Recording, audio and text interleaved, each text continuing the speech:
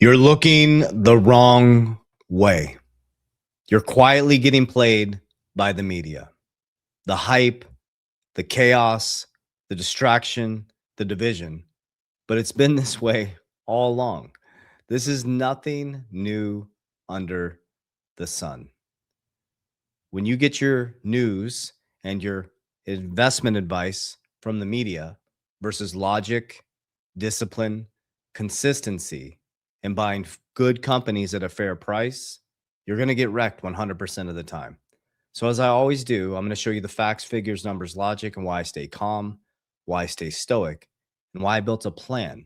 Not hype, not hopium, not waiting for price predictions, but a plan that actually beats inflation and is macro and microeconomic safe. So first, we're going to watch a video, and this is what you see in the media. This is what your family members see in the media, and this is how they make their investment decisions. Remember this. I didn't say it. JP Morgan said it. Billionaires use astrology. Millionaires use charts. Now, let's just logically ask ourselves, why would the creator of one of the largest banks in the world say that? And I'm paraphrasing it. He said it a little bit differently. Why would he say billionaires use astrology and millionaires use charts? Because everything cycles. There's always a winner. There's always a loser. The tide goes in, the tide goes out. The sun goes up, the sun goes down. The markets go up, they come crashing down. So your job isn't to pick the next best crypto. Your job isn't to wait for a price prediction. Your job is to get disciplined. Your job is to figure this out and when it's going to cycle. And that's what I'm here to show you. And I'm not only here to show you that, but I'm going to be very transparent on exactly what I'm doing. So first, we're going to watch how the news makes you feel about your investment. And then we're going to go into logic. And we're just going to use our logical circuit. On my thumbnail, you saw Michael Saylor, Howard Lutnick, Jamie Dimon, and Larry Fink. Now, why would I put all three of those? Well, let me show you. Let's dive into the first part of the video, and this is how they make you feel. It's all emotion. Remember, billionaires use astrology and millionaires use charts. This is how you become a millionaire, not a billionaire. Look at Bitcoin. Just a second ago, it was down 5.25%. Right now, down 4.97%. to under $86,000. It's at $85,858. It's kind of been a brutal 24-hour crypto free fall, dragging nearly. Look at those words: brutal, crypto, free fall. So people are like, oh, analyst paralysis. I know I shouldn't get into this. My financial advisor told me not to touch this. And now Bank of America wants to allocate about 4% into your portfolio. A brutal free fall. When Bitcoin, I was buying it at a high of 25,000. I hope Bitcoin drops to 75,000 this weekend. I hope XRP drops under $1 again. I'm praying for that because I buy good companies and technologies at very fair prices, and I hold the line until it's time. All crypto stocks into a bit of a winter abyss here, in particular. Winter abyss. Ooh, that doesn't feel good. So that's how you're hearing this, you're feeling a visceral response in your body, and you're like, I made a mistake. Oh my God, I made a mistake. Do you know how many people, listen to me. Let me bring you on my screen for just a second. This is really important, man. I might lose some people on this one because I'm going to be brutal with you. Do you know how many effing people went after me when Ripple got sued by the SEC? Do you know how many people I saw jump out of XRP at 17 cents? Do you know how many people I saw go bailing out? What the hell? You're crazy, JV. Do you know what would have happened to those people's portfolio if they just stayed calm? They bought the dip and they would have accumulated in dollar cost average from 2020, 2022, 2023. I'm telling you exactly what I did. 2024, I bought it every single day, and I bought every single dip. And do you know what happened when Trump got elected? It went from 50 cents to well over $3. There's going to be a moment in time for you as a stockholder, as a crypto holder, whatever it is. If you do Warren Buffett-style investing, you buy good companies at a fair price. There will be a moment where you'll have an Amazon, a Google moment. At some point, you're going to pick a winner. But you got to be patient. You got to be persistent. Okay. I'm just trying to teach you the emotional part of this. There's a reason and a strategic reason why I repeat myself over and over and over and over again, and why I'm not fearful of losing followers or people unsubscribing, because that's how winning is done. It's not exciting. It's not sexy. It's boring as hell. I built 6 companies and it was boring as hell. I almost lost one of them 5 times. It was scary. It's just like a market. Knowledge is not power. Knowledge enacted upon for a long enough period of time is power. That's where wisdom is built. The markets are no different than business. The business is no different than your relationship. The relationship is no different than the moon and the sun and the economic cycles and how the tide goes in, tide goes out. What is the differentiator is how disciplined and consistent you are and how you can do the opposite of the 99%. So let's listen to the rest of this, and I'm going to show you the logic. The so-called Bitcoin hoarder company, Strategy. Strategy is at the very bottom of the NASDAQ. Shares are down 8.5% right now. Bitcoin at the moment is leading the pack for liquidations. In the past 24 hours, investors who own that particular crypto have sold positions to the tune of 205 million. But guess who sees this as a green light to buy? Coach JV. That should have been me right there. All right, so let's go into the facts, figures, numbers, logic. Okay, so as there's just spreading fear. Now, I'm not telling you to go into Bitcoin. I'm not telling you to buy MicroStrategies. I'm not telling you to do anything. I'm just helping you develop emotional regulation. That's what I'm here to do. Okay, I don't care what stocks you buy. I don't care what cryptos you buy. I'm going to tell you what I buy, but I'm trying to teach you the game. I can't be fudded in and fudded out. I'm like an oak tree. Okay, so as this is happening, Michael Saylor's strategy made a second consecutive 1 billion Bitcoin purchase last week, despite the continued struggles of the sharp price.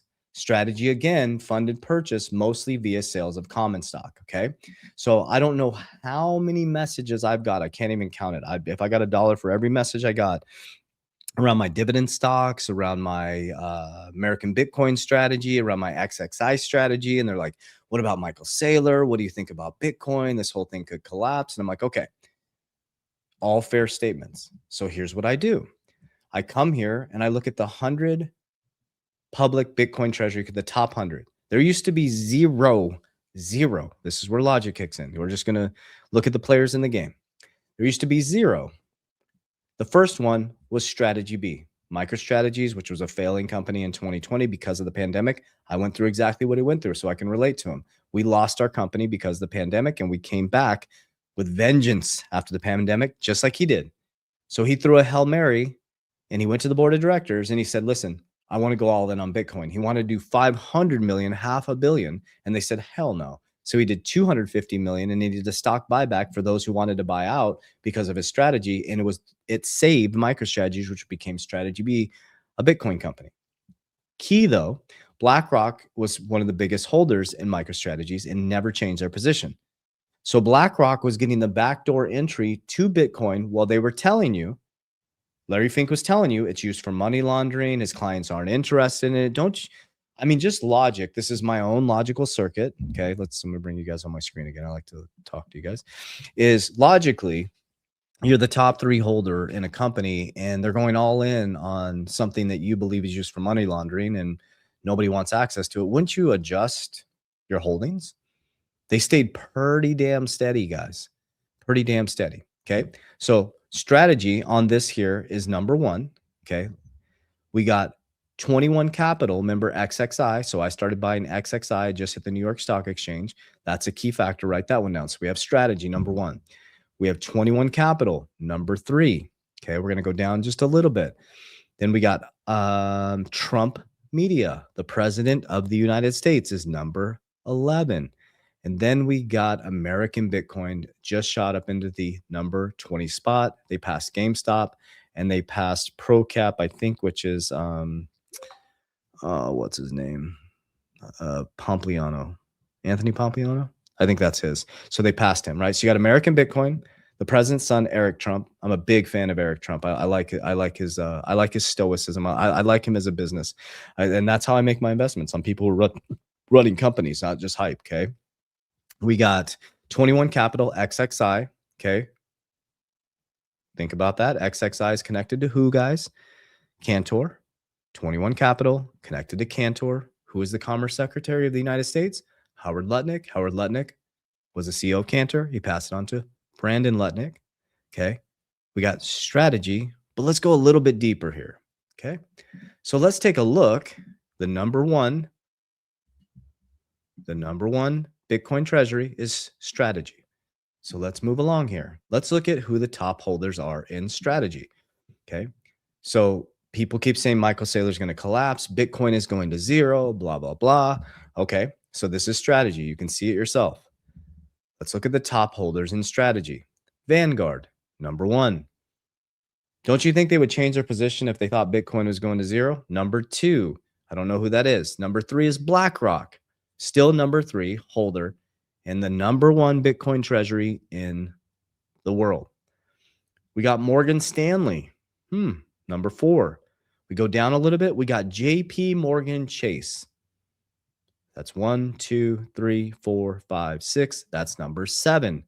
Uh-oh, what do we got here? Number 8, number 9, Cantor, Fitzgerald. They're popping up everywhere. Howard Lutnick is everywhere. Okay, let's go back. Isn't this fun, guys? This is how I make my decision. I don't make it off hype or hopium. This is real shit here, guys. You got strategy, number one. Now Cantor is in the top 10 holders for strategy. We got JP Morgan in the top 10. BlackRock in the top 10. So Larry Fink, Howard Lutnick, and Jamie Dimon, their companies are in the top 10 of the number one Bitcoin strategy in the world. But Jamie Dimon thinks it's used for money laundering. It's a pet rock. He still doesn't believe in it, but you can lend against it at the back end of this year at JP Morgan. This is just, does this, please let me know in the comments. Isn't this logical? Right? I mean, we can go back and forth on Twitter and argue back and forth. This is what the biggest companies in the world are doing. And not only are these the biggest companies in the world, guys, these are the people writing the rules.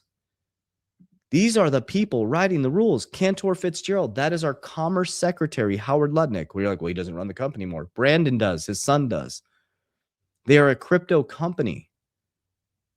They are now connected to the top 3 treasury in the world, XXI, which is now in the New York Stock Exchange. You got JP Morgan Chase, Jamie Dimon, top 10 in MicroStrategies, Morgan Stanley, BlackRock, Vanguard. This is how I make my decisions. This is why I absolutely, it's a little bit green today, but that's why I love red. Okay. Red means green for me. Green and greed means run for me. And that's how we built financial freedom and got rich. Rich and wealthy are completely different. I'm going to be brutally transparent with you guys. Okay. I went from, and I've been honest about this. I went from losing everything in the pandemic. We all went through this together. I just decided, I'm like, listen, I don't ever want to be in this position again. So I was like, I'm not touching my crypto. I didn't touch my crypto. I was like, there's no way. I was in a vertical strategy. Okay. This is how it was set up in 2020. Okay. I did all the stuff I left corporate America in 2017. I was a VP at a bank. I left corporate America to be an entrepreneur. But on the cash flow quadrant, I didn't buy a company. I bought an expensive job. I was trading more time than ever for money, and I was getting paid less. Like the wrong side of the up and the left side of the cash flow. I went down to the left bottom side of the cash flow quadrant. I was a solopreneur working more hours trading time for money. So I finally got my business going. That we have the first one is 3T. So we have 3T Warrior Academy, which is I've been doing this for a long time, since 2017. So that company finally started growing. It was in person, blah, blah, blah. We had, the academy, which became 3T Warrior Academy.